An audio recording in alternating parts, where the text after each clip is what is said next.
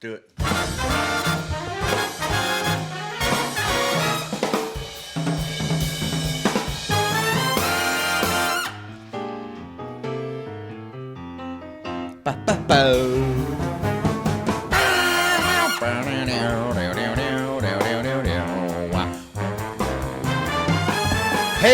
Hey, it's Monday, night at 8 p.m., which means it's time for another episode of FM Rager. I'm your host, Connor Clifton, joined as always by my lovely co-host, Ned Gale. Ned, how the heck are ya? Dude, I am doing great, but what's up? The soundboard's not working. What the hell is the thing?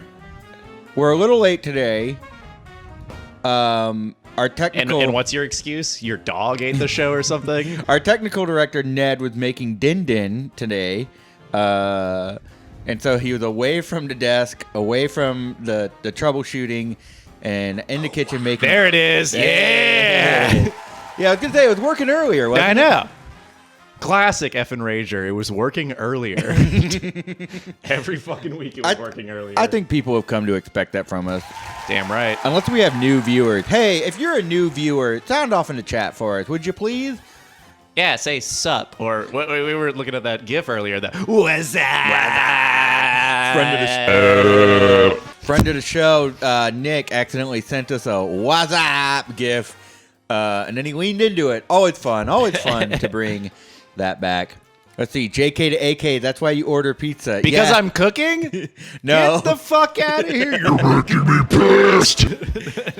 I think in the time that we've been doing the show / been roommates, only twice has dinner been ruined beyond repair. We're like, let's just go get something. We are not above eating mush. Yeah. I think if dinner doesn't go well, we'll still probably like pack it back. I think it was like beef tonkatsu curry leftovers. Where like you could stop at, I think it was beef. I remember telling you, like, if you don't like it, you don't have to eat it. And then I checked back, and you were like, it's fine. And I checked back into you in 10 seconds, and you're like, let's go get some Taco Bell. I mean, we could probably get Taco Bell.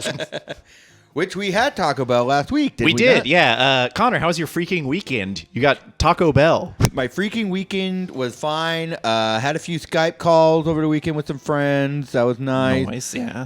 Hung out with friend of the show, Rahul, which was really nice. Hung out with friend of the show, Billy, which not so great because he was so aggro about Cyberpunk. No. I was going to say, I thought it was great. Him and I jammed. He came in hot, making fun of a game I like. Not the vibe, bro. If you're in the chat, I'm putting you on blast. That's always the fucking vibe. Make fun of what Connor's playing.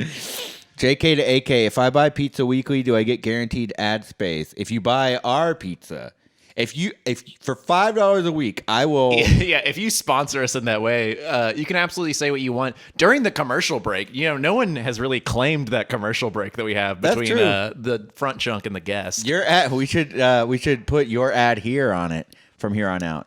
You know what? I'll type that today. I'll just put a big old your ad here little text for everyone. Yep, just DM us.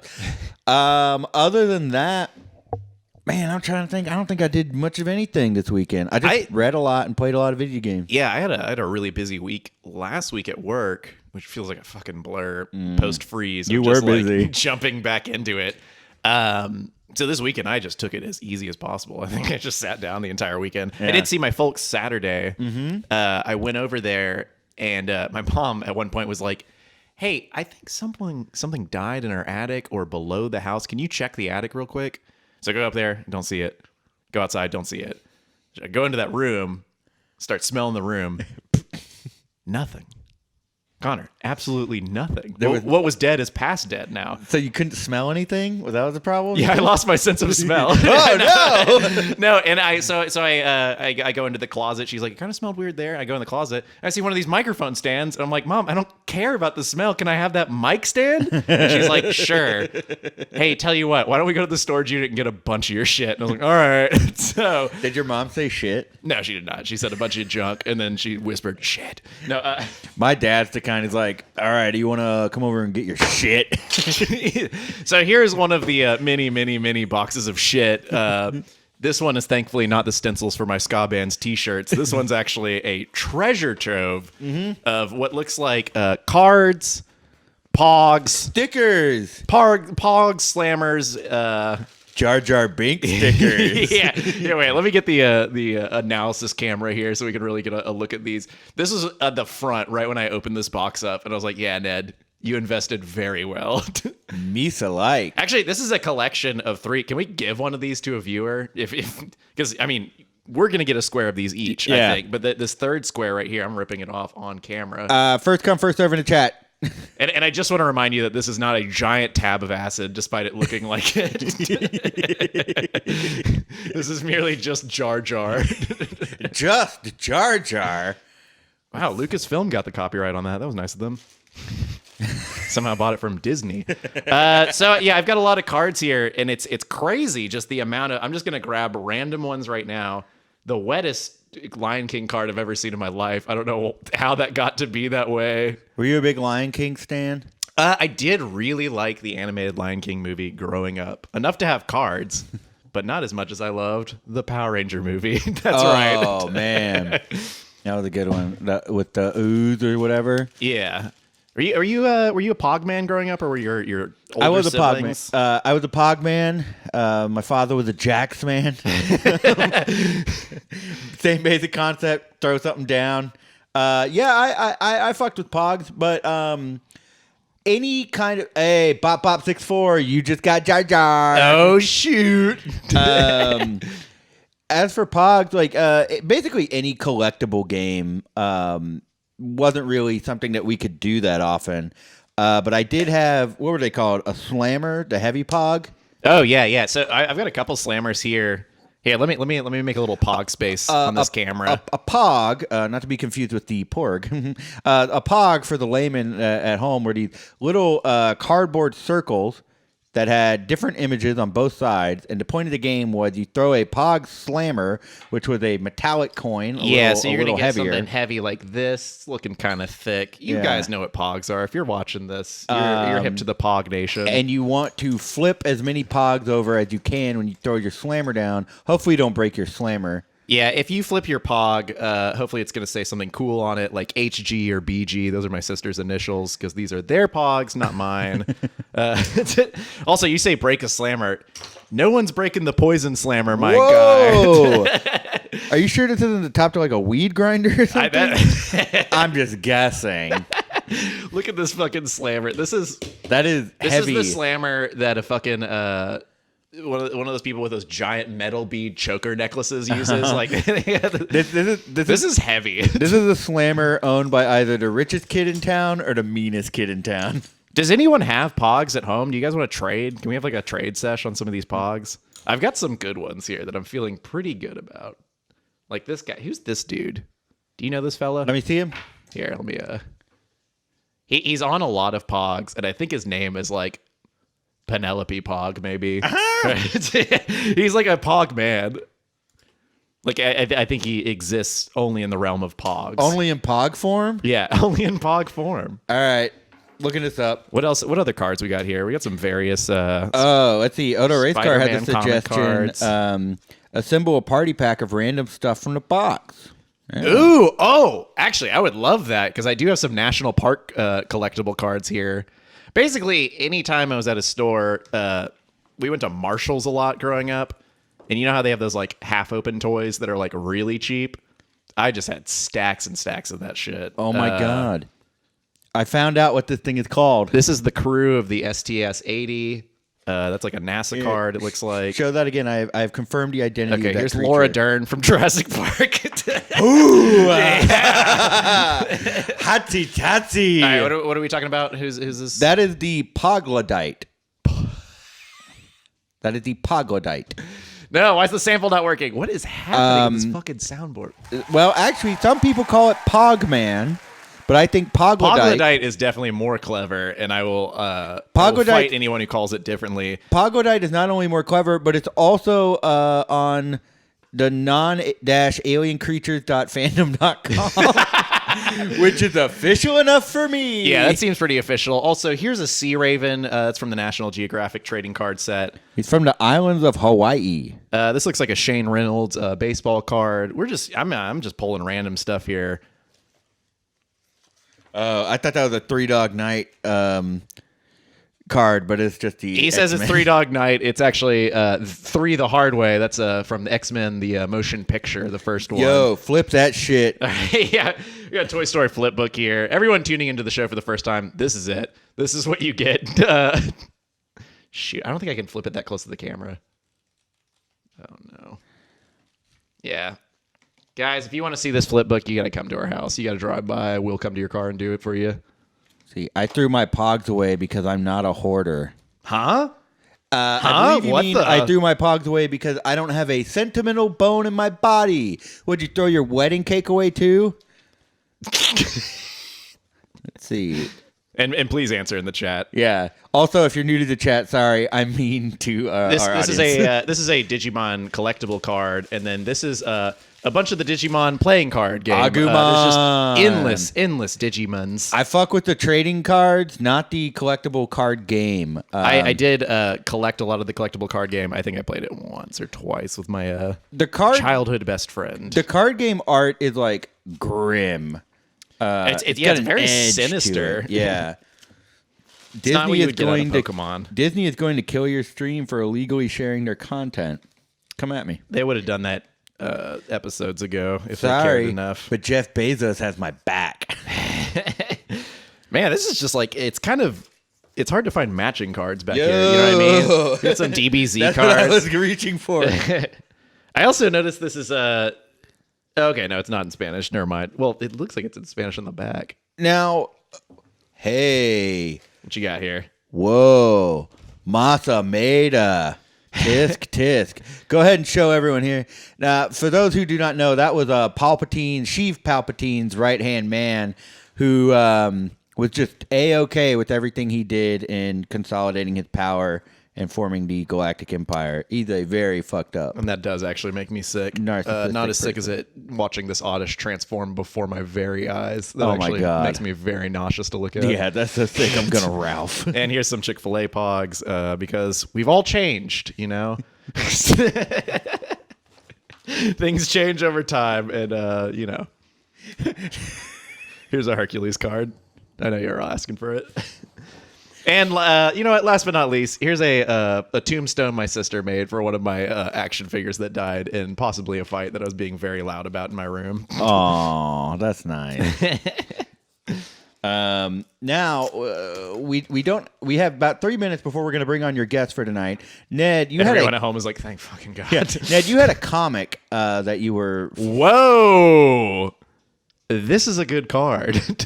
what? What is that? Looks like a bunch of Akbars. Akbar and crew. They're called Mon Calamari, but okay. Oh, thank you for being so kind and educating me then and being like actually really nice about it. And then, of course, here's something I drew when I was in 5th grade. All right, so let's get to it. Sick. All right, what about this comic that you had, Skulking? Oh, yeah. It's Which is actually- also what Ned did around It's the actually house. the Skull King. He's very, very tough to probably fight and probably has killed a lot of good toys and made many of those tombstones. No, the comic I was reading earlier. God, there's so much crap. I see why my parents want me to get rid of all this. Dang. I don't. They clearly didn't go through this box. If your parents were worth their salt in collectibles, they would have just lied and said that this has gone missing. So I think the entirety of that box is maybe worth a shaker of salt. All right, now tell us about this comic that So you're reading. here, you got to be a Dark Knight by drinking chocolate milk. No, what we got here is Impulse. That is a young child. This is kind of tough to show. One of the Flash's sidekicks. So, somewhere in the Flash verse, I don't know if he knows. Oh, Jesus Christ. That soundboard's all out of whack. He's a I don't know what the speedster. fuck's He has happening. access to the Speed Force. Connor, what the fuck is the Speed Force? Please explain that to me. The Speed Force is like the Force, and only speedsters can activate Jesus it. Christ. Do you remember these snacks, But man? there is a cap, so like you can access all the Speed Force, but other speedsters have to make sure that they are not tapping into it at the same time. They're called Speedsters? Yes. If you have a better name for people who go really, really fast, I'd love to hear it. Quickies. So we got here Impulse. He's young. He's not the Kid Flash, as we can see here. He's looking at a billboard about the Kid Flash. And he, he's just a teen. And I don't know why you want me to talk about this comic. You were talking about it. I was talking about it earlier. No, the reason I have like hundreds of these why do you have Impulse so comics. many copies of that particular issue? Because if you are 8 and you stay in a La Quinta around 1998 or 97, they just give you this comic. And they're like, oh, you're a kid? Here, DC is actually doing this promotional thing. And I've never seen Impulse outside of a La Quinta. It kind of freaks me out. We need to make an edit to this video, just Yeah. a reminder. A notification. We just got a text, and the notification showed up with their phone number. Oh, Jesus Christ. Upside down, but we'll have to edit that out. Wait, where did that show up just now? On your phone, Oh, and also right up there in Gotcha, the top yeah, right corner. I So we're if I gonna was we're gonna gonna show look that. at this really quick, and then we have to take a break. break. Oh yeah, no. Just what I was saying is this is just like a La Quinta exclusive comic, and I don't know if anyone's an Impulse ad out there. Oh yeah, see, like there's even an ad. Are they like, Impulse, you're fast, almost as fast as La Quinta's service? I might have to take that back. It looks like this is a Best Western ad in the middle of it, so it was Best Western, not La Quinta. Oh. Or are those owned by the same people? DC. All right, are we gonna look at this image that somebody sent us, or are we gonna bring our? Oh guest yeah, in? yeah. Let's look at that image. All right, real quick, we're gonna take a gander at See it. what we got here. Oh yeah. Oh, we got something good coming out here. Okay, we're gonna show this off real quick, and then we gotta go. We're gonna take a break to some empty ad space, Connor. Yeah. Oh, we had a few people talk that they want to get in on the ad space. Oh yeah. DM us, hit us up. Yeah, same deal is getting your sound on the soundboard if you'd like it. Just Venmo us a certain amount of money, what you think it's worth, and then we'll accept your decline. Where did I save this image? Oh, there it is. The market decides. Bam! We're talking about some garbage pail kids.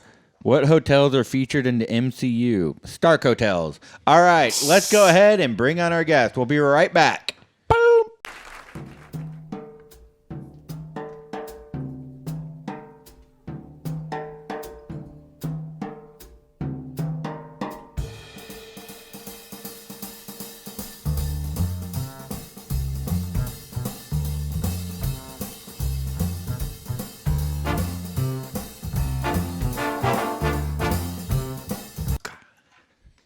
All right, and we are back. All right. Your guest today, boy, howdy, am I excited for this. They are a nurse, they are an activist, and they are fighting the good fight to make sure that the 45 expansion does not happen, the I-45 expansion here in Houston. Please, everyone, give a warm welcome to Molly Cook. Hey, Molly, thank you for coming onto the show. Hey, Connor. Hey, Ned. Thanks for having me. So let's go ahead and get into it real quick, and then we can follow up with the party questions afterwards. But first, for our listeners, can you tell us what is the TxDOT I-45 expansion? Absolutely. So it is a truly heinous plan to make I-45 twice as wide, basically from downtown all the way to Beltway 8, that will destroy over 1,000 homes and will very disproportionately impact communities of color and low-income communities along the freeway. So it's really a doubling down on terrible, terrible policy on freeways and highways from the 1950s, and it's embarrassing that we're doing it. And TxDOT is pushing this? Yes. All right. Some of the powers that be, are really into freeway expansions. As you can imagine, with car culture being a big deal in Texas, it's pretty ingrained. Yeah. God. And yeah, for those who don't know at home, TxDOT is the Texas Department of Transportation. You've seen them. You've definitely seen their cars. You've definitely seen them posted. Yeah, dealt with them. Yeah.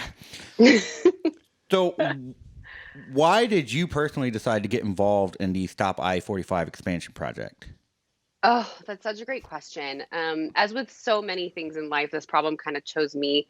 I started showing up to an Air Alliance events because I care about air quality. But I work in the ER, and I see a lot of patients who, we place the onus on people to make good healthcare decisions and make good decisions to keep themselves healthy. But in reality, most of the things that really impact people's health are completely out of anyone's individual control. So I wanted to be a part of solutions for people that create an environment where it's even possible to choose to be healthy.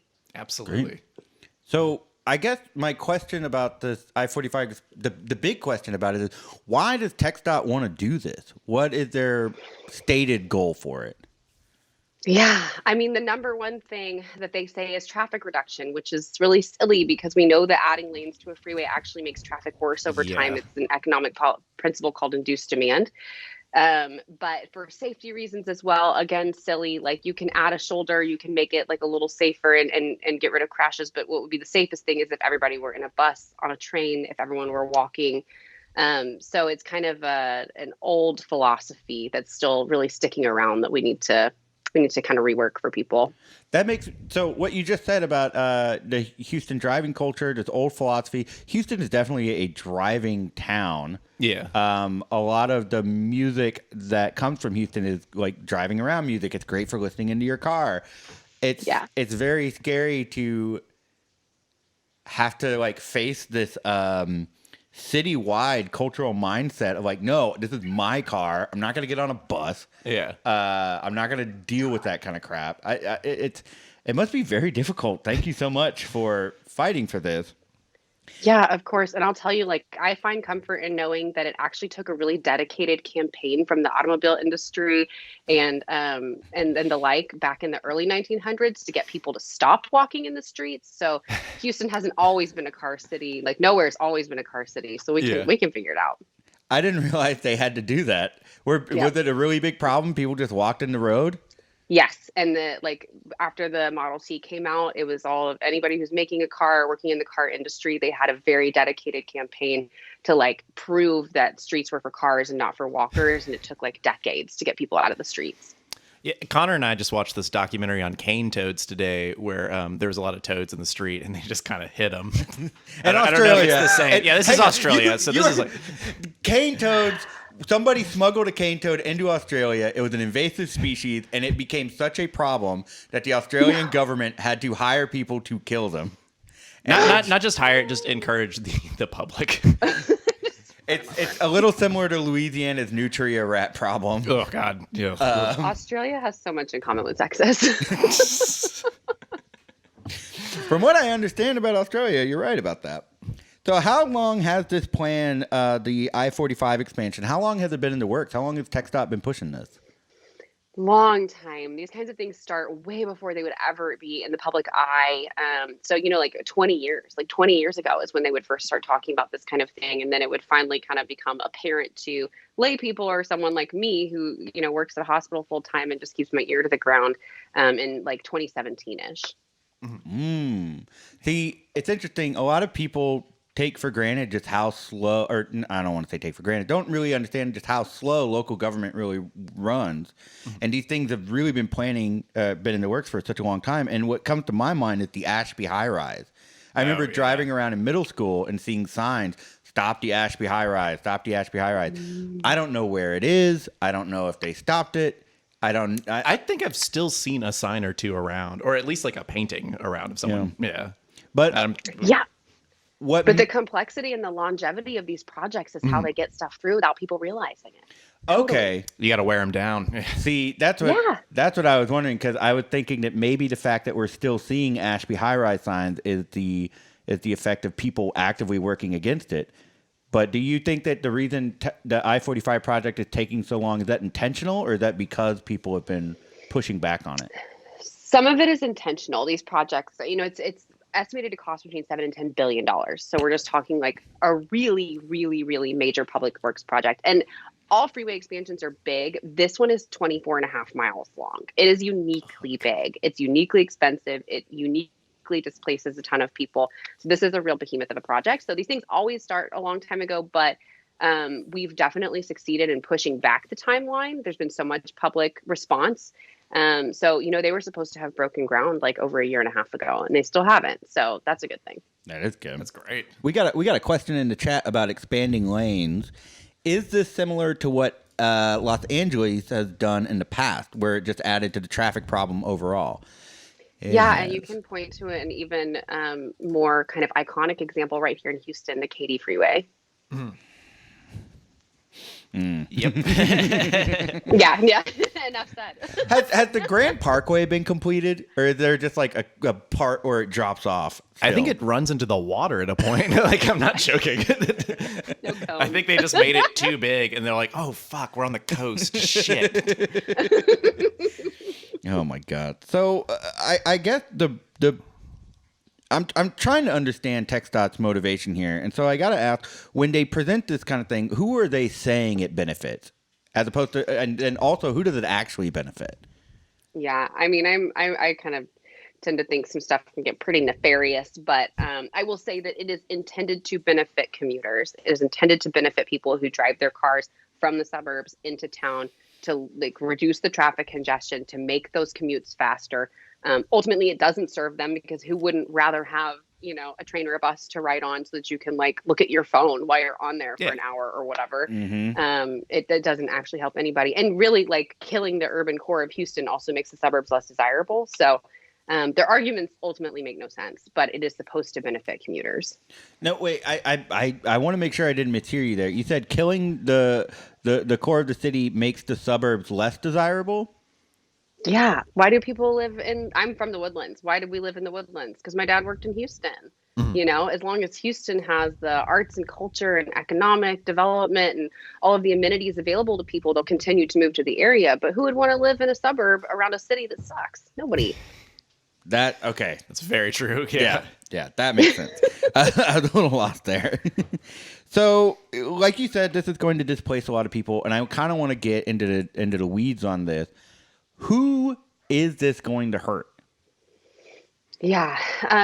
Communities of color up and down the freeway. That's like primarily who it's going to hurt. I think it'll hurt everybody, right? Like, we all breathe the same air. We all wish we could walk to somewhere close to our house. We all wish we could leave our car at home and not spend as much money on gas and insurance and all the things that drive up the cost of living. But the people that it will hurt the most are the people whose doors we've knocked on up and down the freeway, who are going to lose their homes.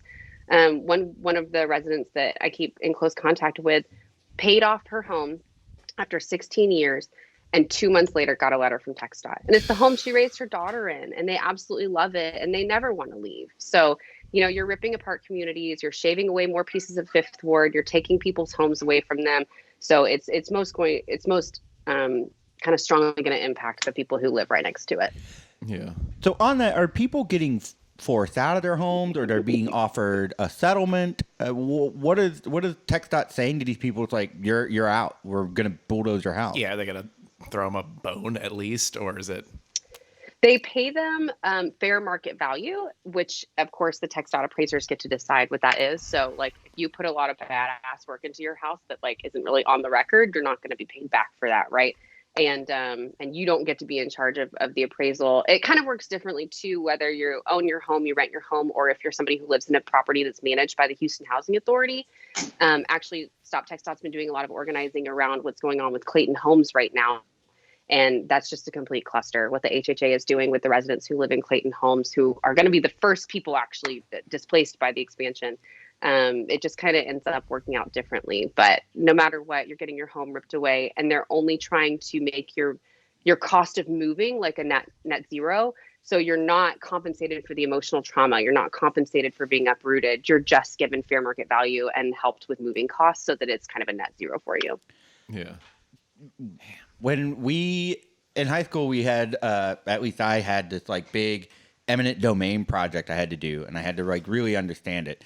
And the way it was told to me, and this is like a physical gesture here, is that when you are going to determine the value of your own home, like if the government's saying, hey, I need to take your house, what are you going to sell it for? You have three factors, which is the memories that you have in this house, what you currently believe that it is worth, and what you believe it will be worth in the future. And the government only looks at one of those factors, and that's what they pay you. And that's how that always shakes out. Yes. Oh, my goodness. That's so... So what can be done to stop it? Yeah. So much has already been done, which is really exciting. And I'll just say too, like, this is like not just, I'm a pretty progressive person and most of my teammates are too, but like, this is an everybody issue. Like you said, eminent domain, like, you know, we need the libertarians and the Republicans on this too. It's just nonsense. But what can be done? We have shown up to so many meetings. We've given comments. We've responded to the environmental review process. We've organized protests. We've like written letters. We've formed relationships with elected officials. Like, we are showing up. We knock on doors. We talk to residents. We raise money. Like, literally anything you can think of. Our Instagram is active. Our Twitter is active. Like, we are here to educate the public on what's going on and provide people opportunities to speak up and speak out. And this sort of thing is totally a numbers game. It's totally a numbers game. If 1 million people in Houston said no way right now, it couldn't happen, like just the political pressure of numbers. So I always recommend people get plugged into a group, because usually a group's going to have some sort of strategy going on. But the things that you can be doing right now would be to like show up, to write letters, to tell, your representatives like what's going on, and get everybody involved in all levels of government. Now, we're going to give you another opportunity to plug your social media, but I do want to take this time right now to plug it, which is go to stop TxDOT or dot stop TxDOT I-45, because your group has been doing a great job with answering people's questions and doing Instagram Q&As. Ned's pulled up the website here. I've got a selfish question. Is your organization doing anything to get rid of the Be Someone Bridge? That is not necessarily within our mission. Although it is over the I-45. It's over I-45, isn't it? No, I don't know anything going on about that. Yeah, we talked about maybe possibly negotiating where maybe they don't expand it and we just give them the bridge. And they could just have it. Yeah. It's good for T-shirt sales. Yeah, y'all just take this. I've always wondered how that even gets spray painted. Oh, look. So the last time it got spray painted over, there were some college kids who went viral and ended up on the news because they went to go paint it over and make it say Be Someone again. And it turns out the original guy just like paid them to go do that. And I didn't hear that part. Oh yeah. They were partnered up on that. I did some deep dives under their Instagram to see like who was being tagged and who was supporting them, and so they were connected to the original guy who's making money off of it. And now, I mean, after it got turned to Save Our Children, the QAnon thing, I think people were like, what are we going to do about this bridge? We'll just let it change on its own. And now, what was it? It was vote or die, and now it's vote or remove, which I would argue is the worst tag in Houston. Oh, the REMU. Yeah, remove. Yeah. Hopefully you're not. Yeah, if you were remove, bad time to dox yourself, and sorry. So, we talked about ways that we can support your work. We talked about ways that we can get involved. I'm trying to think if there are any other... Ned, do you have any other questions related to the I-45 expansion before we get on to the party questions? You talked about I-10 earlier, and I just have these flashbacks back in high school when a venue I fucking loved growing up, the Proletariat, had to close down because of that expansion. And we're not just talking about homes and stuff, but there's also businesses and cultural centers. I guess there's not much to say or question-wise, but I don't know. It's just really going to impact. I was looking at you guys' website. Let me pull that back up on the screen. And you guys have a really cool site on the side, the impacts. Oh, wait, what was that? Yeah. The interactive map. Yeah, there's the stories with everybody. How do I get to that? It was like a separate website. It's I-45 expansion impacts.org. Yeah. It's really powerful. No, and we had a community walk that one group started in Kelly Court, which is another facility managed by the HHA that's going to be disrupted majorly.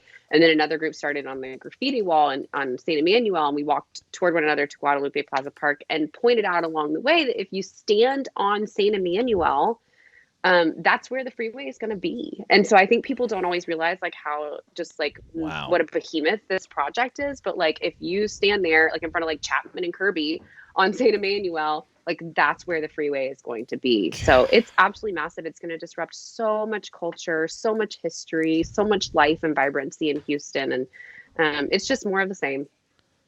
Wow. Damn. We have a question in the chat here. And also, if you are in the chat and you have questions for Molly, please sound off. Britnez asks, if I wanted to, say, for example, have some high school age students I teach get involved in this issue and educate themselves, what could they do to get involved? Great. So high school age students, I will say that especially if they are in Houston ISD or if they go to a school that's going to be affected by the expansion, there's actually a process by which people can lodge a formal complaint that alleges that there's racial discrimination in the project, which we believe is true. So anybody can email us, stoptextile45@gmail.com. So if you're like an HISD, we'd love to talk to you about that. High school students, like whatever they want to do, if they want to knock on doors, we need help getting on TikTok. So if somebody somebody wanted to like do some TikToks for us, that would be really cool. But what we do is not in any way age restricted. Like you can give comments no matter how old you are, and your voice matters. And even if you can't vote, you can still totally participate in this process. And I just can't imagine anything better than having already learned how to navigate some of this political stuff by the time you graduate high school. So I think just like reach out. There's so much work to do that we can find anyone, anywhere to go. And then one of the great things about our group is that we're very democratic. So, if a group of high schoolers showed up and said, we want to do this, then like we'd be behind them 100%. Anyone with ideas, we want to work with you. So great. Yeah, Hell yeah. The sky's the limit. We got one more question in the chat that is a good segue question for us. How are y'all going to party once the I-45 plan is stopped? Once it's scrapped? Once you win? Man, I should think about that because that's like manifesting, right? we haven't even gotten that far. We're like, how can we need to like find a way to party in the meantime. So that's a really good question. I will tell you, like, one of the best ways to party, which we've done before, is in an area that's going to be destroyed by the expansion because there's tons of amazing green space that'll be destroyed. So we have partied in those spaces before, and it's just lovely. Oh, that's really nice. Man, Houston has a severe lack of just like nice green space that you can sit and not see freeways Totally. or big buildings around. You. Someone said, "What up, fellow young folks? I'm new to TikTok, but I'm ready to yeet this expansion." All right, we can get in. Find me. First resume in. Now let's get into some personal party questions here. Do you remember? Because we are a party show. Do you remember the first party that you ever attended? So okay, like first party ever attended. I mean, I'm sure there were like tons of birthday parties and stuff like that. But I was telling somebody this is really embarrassing, really more than even as funny. But I left and graduated high school, went to college in 2009, and I did not party in high school. I was not cool. And so my friends and I thought it would be like hilarious to throw this bro themed party that was like big in 2009. And we all like wore name tags that said like Chad or Brad or and like called each other those names and drank Keystone for the night. So that was like the first time I ever drank. Keystone's not a bad one to start on. Were you a Chad, Brad, Dad, Fad, grad? I think I was one of the Chads. I think there was more than one. Backwards hat, all of it. Oh man, Is there a name for a group of Chads? Like, you know how like a bunch of pugs is a puggle? a murder of Chads. A murder of Chads. Like, yeah. A chisel. We saw this. A group of pugs has like I think it's a puggle. a grundle or something. grundle. It's like a grumble. It is a grumble of pugs. And of course, So cute and fitting. what? Yeah, grumble. A grumble. Confirmed. Pug. Yeah. So nowadays, we heard about how your first party was, but nowadays, what would you say is your party style? How do you like to Have party you now? evolved? Great question. I mean, pre-COVID, like I'm a big fan of like Barbarella's, like Lose Your Mind. You're just dancing so hard you can't even get drunk if you try. Now, though, like my 30th birthday is coming up too, so we do a lot of partying in the living room, a lot of seated partying. You can still rage pretty hard though. I really like the term seated partying. I'm going to use that for a while because I've gone from like rager to like leaning partier, and I think I'm now a seated partier. Wait, Take a seat. Yeah. we got a pretty good get. Valdivia said a group of Chads is called a lacrosse. Yeah, that's pretty good. That is good. That's what we're gonna call them now. Lacrosse is coming. Someone says Chad Tuckett. Now we're talking. You said before COVID. Now you're talking about during COVID. How do you want to party after COVID? We've been asking everybody. What do you want to see at that big post-COVID party? Yeah, that your first Poco one? party. I'm talking like throw your purses in the middle. It's 80s night. Like, I mean, just like everyone's breathing on each other. Like, can't wait. Cannot wait. Oh yeah, that's gonna Lose be your really mind. nice. I've been telling everybody that I really just want to cannonball into a bunch of bodies. Like, I know right after I do it, I'll be like, yeah, but like, I want that sensation. Like, I like, oh, yes. Yeah. I've joked around a lot that I always want to just like my idea of a party. I'm never doing it again. I'm done. I don't miss anyone. But now I've firmly decided crawfish boil. Yeah. That's what I want. Yes. Yeah. Apparently, all the crawfish didn't do so well during the freeze. Apparently, Were they frozen? that is what I believe happened. Crawfish have been very hard to find. A coworker of mine was talking about it. No. Well, we could Little eat cane toads. Gross cane toads. Or nutria. So, oh man, I totally blanked on. We've been doing this thing that I totally dropped the ball on, where the last guest Oh, shit. asks a question that we ask you, and then so on and so forth. And I totally can't remember what it was. We didn't have a guest last week, so We it's didn't been have a like guest. 3 weeks since we've been on the air. Then I'm going. That's true. I think, is it the media, the revisit media one? That was We the did old that one. Shit. But the latest one I can remember is Netflix calls you and says, Molly, you're getting your own show. What is it going to be? Oh, man. I mean, it's going to be a sitcom, and the 3 sets are going to be like my living room, the emergency department, and like something to do with the freeway.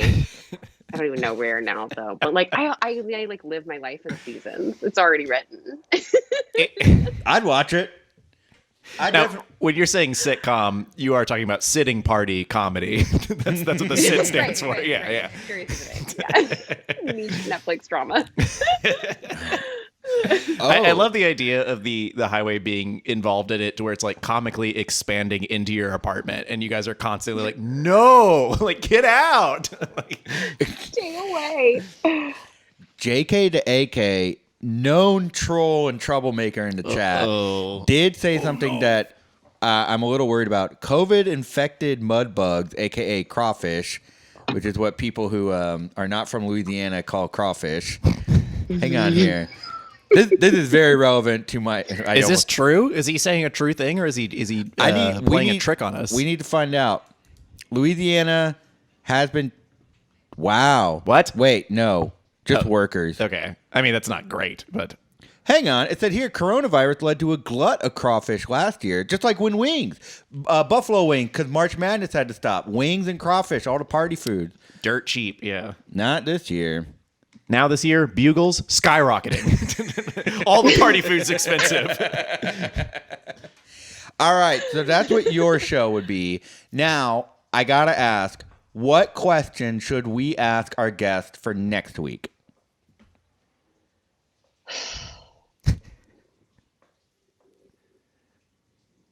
I really like to ask people the question, if you could be any animal, what would you be? Mm-hmm. And not human. That is a good one. What's your answer That's for like it? a favorite. Yeah, do you have an Whale. animal? Whale? A whale. Evolved from cats, I found out once. What? What? Yeah. My Jade's sister, friend of the show, Jade, her sister studied evolutionary biology, and she told me when I was stone sober that whales evolved from, or cats devolved from whales. Devolved from whales. No, Wait. whales. Wait. Who's first? The whale or the cat? Hang on. The whale or the egg? Whales were evolved from cats, I believe. Somebody sound off in the chat. I am Googling it now, and I'm seeing I'm an article embarrassed. saying, what I'm do so whales and embarrassed. cats have in common? If I could be an animal, I'd be a dum-dum. Oh, my goodness. Yet, Connor, it's pretty crazy that you didn't know that the reflective layer behind their retina is what they have in common. Wait, are you should've- talking about yeah. the tapetum lucidum? Cows have that. Yeah. Cows have that? Everybody's got that. Yeah, everybody's got that. Oh. Except us. Are we like whales? Yeah, in ways. Mammals. That's true. I like it to sing. Is that what do you find so appealing about the whales? Why whale? The singing, they're very Yeah. community oriented. They have like really long memories. They get to travel. They're like at the top of the food chain. Like it goes on. I like that. I think I would go for sloth. Low stake objectives. I honestly didn't realize. Oh, wow. Looks like that Jar Jar blotter is kicking in for Connor. Ha ha ha ha ha. And we're making fun of me. All right. We're at the end of the show here, so let's go ahead and play our last segment. Yep. All right. Hang tight. Here it is. Sorry, you have to hear this. Here we go.